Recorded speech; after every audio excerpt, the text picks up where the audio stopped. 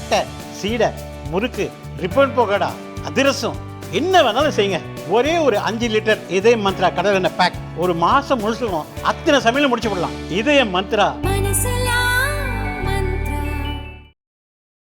கேரளாவில் அடுத்த 2 நாட்களில் தென்மேற்கு பருவமழை துவங்கலாம் என எதிர்பார்க்கப்படும் சூழலில் அது தமிழகத்தின் சில பகுதிகளிலும் பரவும் வாய்ப்புள்ளதாக சென்னை வானிலை ஆய்வு மையம் தெரிவித்துள்ளது.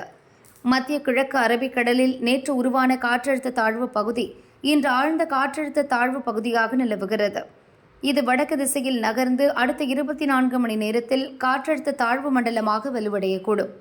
இதன் காரணமாக நாளை தமிழகத்தில் ஒரு சில இடங்களிலும் புதுவை, காரைக்காலிலும் இடி, மின்னல், பலத்த காற்றுடன் லேசானது முதல் மிதமான மழை பெய்யக்கூடும். கோவை மாவட்ட மலைப்பகுதிகள், நீலகிரி மாவட்டத்தில் ஓரிரு இடங்களில் கன முதல் மிக கனமழையும், திருப்பூர், திண்டுக்கல், தேனி, தென்காசி, திருநெல்வேலி, கன்னியாகுமரி மாவட்டங்களில் ஓரிரு இடங்களில் கனமழையும் பெய்ய வாய்ப்புள்ளது.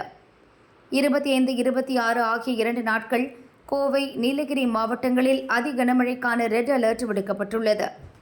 திண்டுக்கல், தேனி, தென்காசி மாவட்டங்களில் ஓரிரு இடங்களில் கன முதல் மிக கனமழையும், திருப்பூர், திருநெல்வேலி, கன்னியாகுமரி மாவட்டங்களில் ஓரிரு இடங்களில் கனமழையும் பெய்ய வாய்ப்புள்ளது.